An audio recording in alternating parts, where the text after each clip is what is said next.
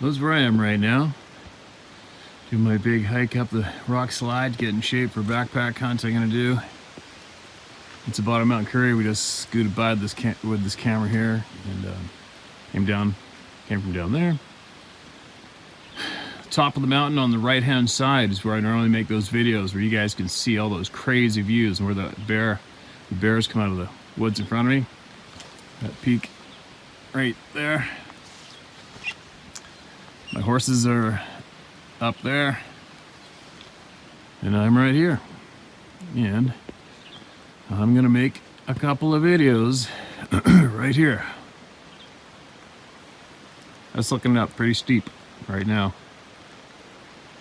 If I was going 90 degrees, I'd be faced like that. See that?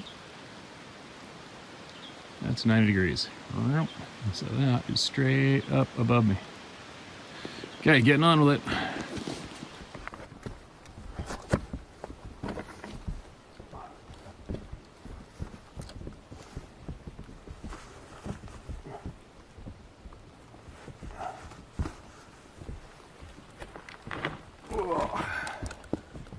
Okay, I'm gonna share. Whoop.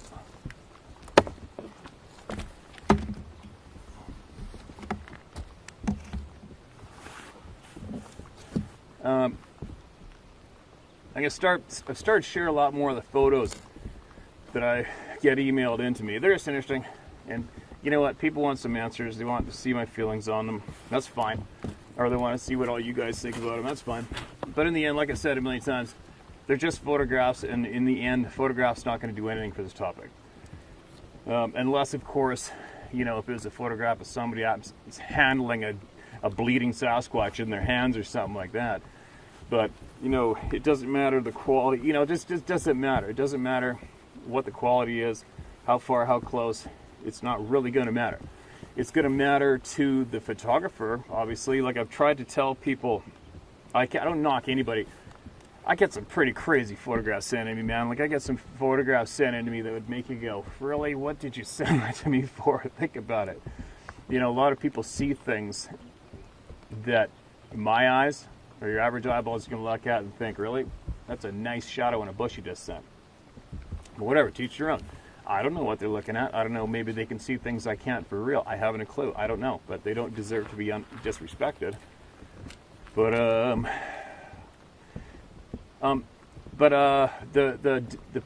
the common theme with photo sharing from numerous people, like I said, I mentioned earlier, is people keep getting lucky to get photographs of something, no matter what it is, and they never go back with a friend and duplicate the shot to accompany the photo they mail in or share with myself or all of you. They never do it. Nobody ever seems to do that ever. I don't know why.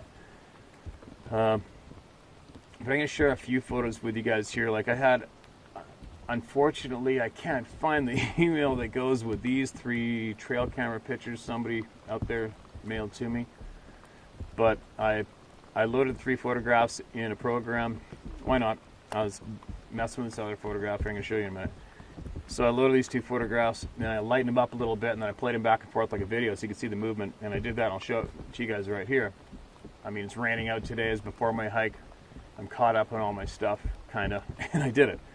And sure enough, there is an upright being walking through those 3 trail camera shots. But is it a Sasquatch? I don't know. I'll never know. You know, the person who owns the trail camera, you'll never know. Neither will I. And neither will anybody online watching these photographs. You know, you can see it's an upright being. It looks like, from your typical description of the typical Sasquatch beings, the arms are definitely not long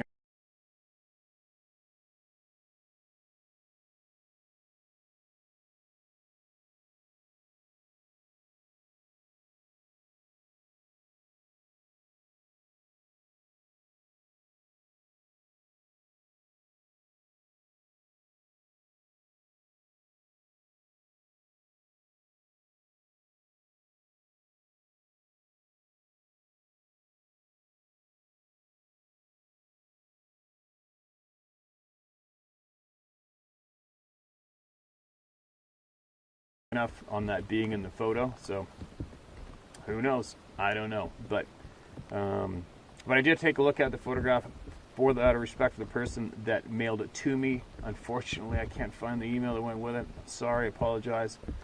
I can't. I've been a little. This past week's been a little off for me anyway. But there you go. There's 3 photographs right there, and there's a classic example of why, before you share photos with anybody, you need to duplicate it with another person. You need another person to go walk or stand in the exact same spot to accompany the photos that you share. Okay? Because that will actually help shed a lot of light on yourself first, and as well the people that you want to share it with and answer the questions that you're looking to get answered. Okay? Now I got another one here. I did copy the email that came with this photograph, and I'll share this one here. You ready? Let's see what we got to say. Let's hear what they got to say. Hi, Steve. Oops. Nope, that's not it. There we go. Hello, sir. I just found your show on YouTube, and I like the topic and subject matter. I'm not very educated with social media, so please note that I believe in your work and you're a professional guidesman with years of experience and hard work. I contacted the BFRO 3 nights ago. The founder... Okay, I contacted the BF, you know what, 3 nights ago. Matt the founder emailed Memorial Day. I sent him the photo my stepmother took in Northern California where they live, and I haven't heard back from them. He told me he would give me his opinion, but hasn't so far, and after watching your channel, it doesn't sound like they're a legitimately reputable company. No, they aren't. Especially that sack of crap. It made me nervous for the safety of my parents. Rightfully so. All I'm asking is for someone who's experienced to take a look at the photo and help me decide if it's a black bear or Sasquatch. And if you'd be so kind to send me a return email with your professional opinion of what it maybe is. She didn't notice anything on her hike at the moment. We regularly text nature photos back and forth. When I received her photo, I called to point out creature. Oh my God, I can see it. It's more prevalent to view the photo in a darker environment and to zoom bottom center right of the pine cedar approximately 30 yards on the front left of the dog. It's very black and big, looking towards them, and I can see a face when zoomed in. I would think, being New Year's Day 2020, bears are hibernating for the winter. Thank you for sharing with me your opinion. You can text me, call me, or return email, whichever is most convenient and time-saving for you. All right. I did email you back. I hope you got it. And I think I stressed to you, too, you know, that photograph is going to be of more importance to the photographer themselves and you than anybody else. And by the looks of that, I mean, those hills look like my backyard. And from what you can tell in that photograph, you look straight to the left, you can see how steep it is. And for me, being a mountain hunter, all I do is look straight ahead. If I'm seeing treetops ahead of me, like in that photograph, it's steep. So it's safe to say it's steep, and whatever the black object is, it can be rest assured that that thing is at least 10 feet tall. By the distance it is from the edge of the road, how far it comes up in view, and if you look to the left, how steep that ground is, holy shit. Whatever that thing is definitely got some size to it, right? So here's a couple of examples of that photograph that was sent to me, and I lightened them up myself and zoomed in on it just for the hell of it. Could be a face in there. Obviously, we'll never know. But you know, and as I emailed back to the person with the photograph to duplicate that photo, I don't even know if you're going to find anybody tall enough to duplicate that being, whatever that is in that photograph. I mean, who knows? Maybe you'll go back there and it'll still be there. It's actually a fuzzy stump. Probably not, though, right? But the key is, for this photo specifically, you have to go back there and you have to recreate that photograph. Put your stepmother in the exact same footprints, the exact same camera, and go and stand and take photographs individual as you back away. Like, you know, go back over the edge of the road, go back 3 feet, take a picture, go back 3 feet, take a picture, just keep going back until you get to the same distance away from the camera as that object, and snap away. And then compare it later, right? It might, if it's not there, and you do that, you're probably going to end up getting freaked out a little bit. But anyway, there you go. There's a couple of items I shared with all of you. They were shared with me to share with you. And it is what it is. Like I said, you know, I don't get angry at photographs, but I'm definitely not going to go go out of my way to try to make a business out of dissecting them, right? You know, it is what it is. They're photographs. Photographs are photographs. And today's day and age, if you are motivated to prove something to somebody for some strange reason, just take note that the photograph's not going to do it, all right? Unless you actually have your hands on something, in your hands, or it's standing beside you holding on to your hand or has his arm around your shoulder. It's going to be pretty tough. Do I go out and seek these things intentionally? No. Do I intentionally seek evidence to provide to the public? No. There's so much evidence out there right now, it's absolutely mind-numbing. The only thing that is amazing to me and has my curiosity is why the majority of us are so stupid. That's it. I don't get it. There's a lot of people out there having a lot of problems with there's a lot of people out there having problems with their homes, where their families are, and they're concerned, and there's nothing they can do about it.